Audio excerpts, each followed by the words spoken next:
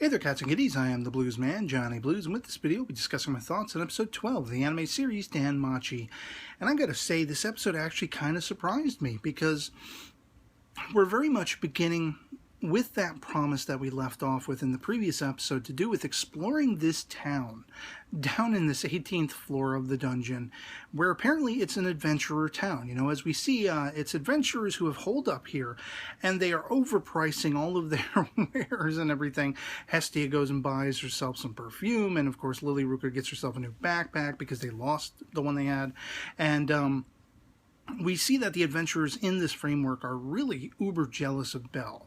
But it's still, even though you have that ominous tiding, it's still very much letting our hair down, fun and frolicking, bathing beauties. You know, Misc goes and gets Belle, and you're thinking ominous tidings are about to unfold here, because we don't know what his motivations are, and it just turns out he wants to perv out with Belle and go eavesdrop and spy on these, you know, scantily clad and fully naked ladies in water and everything.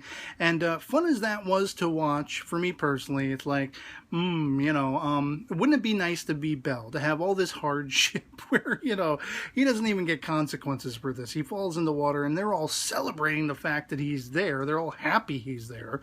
And then, of course, they blame Misc, which was the one who instigated it to begin with. Gee, what a hard life Belle has, you know. But he then, you know, freaks out as soon as he sees eyes, and he goes and he runs into Ryu. And this is effectively where just a tantamount turning point in the episode, bringing in story and depth and backstory and history, and the entire feel of the episode gets back to where the series has been from the start. You know, Ryu basically, once she gets dressed again after almost taking Belle's head off, you know, they're going and bringing flowers to this grave site, and she regales us with this story about how once a sort of antagonistic familia led them here, trapped them here, and they all succumbed. They all lost their lives. The only one who survived, apparently, was Ryu herself. And she then went on sort of a, you know, Anakin Skywalker-esque vengeance ploy where she sought out every last person that was involved in the familia that caught her familia here and left them for dead. And she enacted vengeance against them. She took them all out. She was so drained and, you know, just faltering by the end of this, she collapses in, you know, a dark alleyway and is found by Seer, and she's taken in by Seer as well as Mamma Mia, you know, the sort of matron of that bar hostess framework that Ryu and Seer would eventually work at. And she was one of the only accepting factors to Ryu at that point.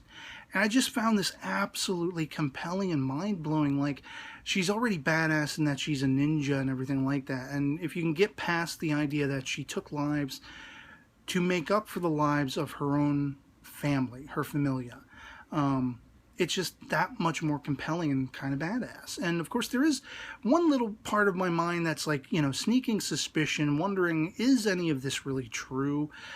Because there are so many characters that we're meeting where it's like, what is the true impetus and motivations behind them? What they're doing, what their interest is in Belle. We see that she's very interested in Belle, and she is, you know, as soon as she's asked, she has no qualms about coming in and trying to save Belle and everything like that.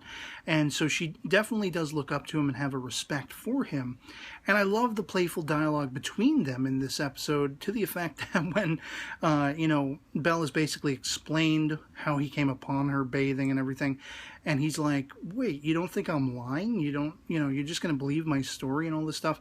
And she kind of turns the tables and is like, look, don't diss yourself. Humility is one thing, but then attacking your own self, you're going to tick me off if you keep that up.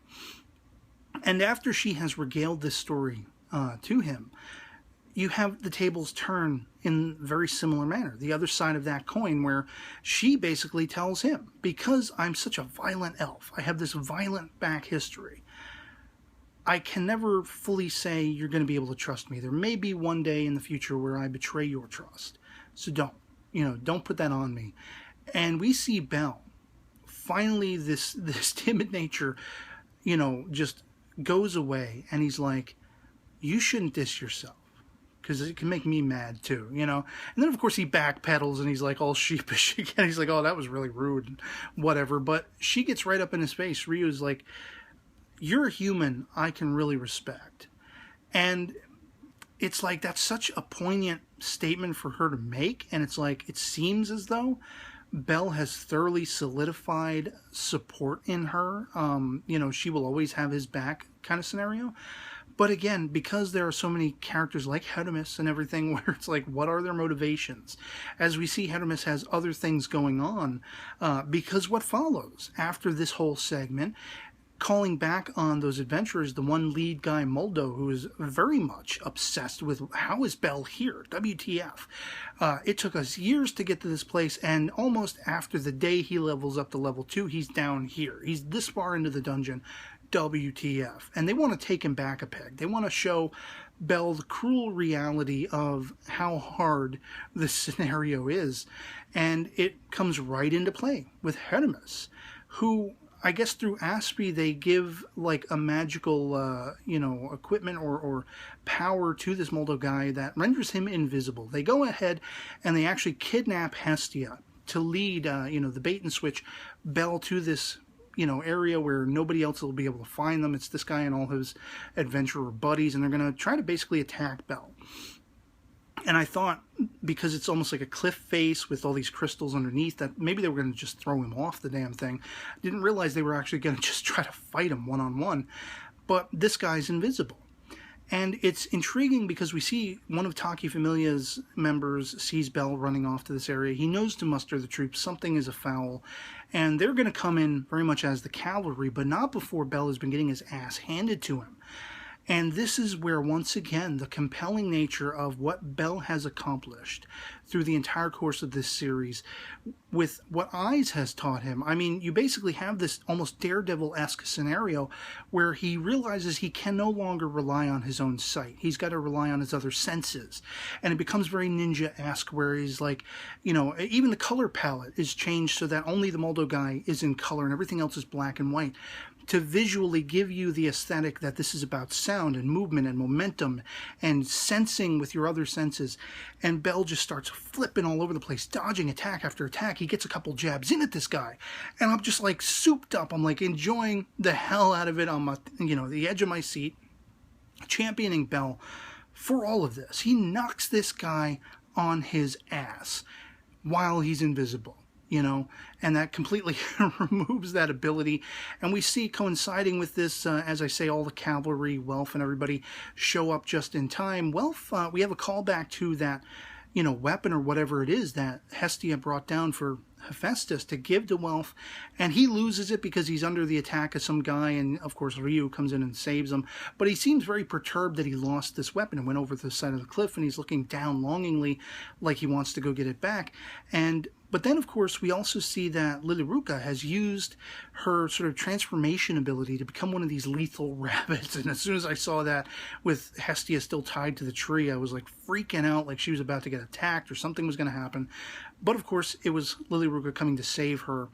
And when she catches up to the scene, right at that moment where Belle has knocked this guy Muldo on his ass, she suddenly has a full-on transformation. She starts glowing red. And she's just, you know, you see Hermes being like, she's unleashed her full deity mode or goddess mode or whatever, the power. She's, you know, unyieldingly not holding back any longer. And her demeanor is entirely changed. She is no longer light and fluffy and bouncy. And she's just like, stop. As dramatic, and everybody just freaking stops, you know, for fear of their lives. She is a force to be reckoned with in that moment. And then seconds later, she's right back to normal. She's running into Belle Boobs first, right into his face. They're apologizing to each other. On his side, it's, sorry I couldn't protect you. On her side, it's, sorry I led you to this.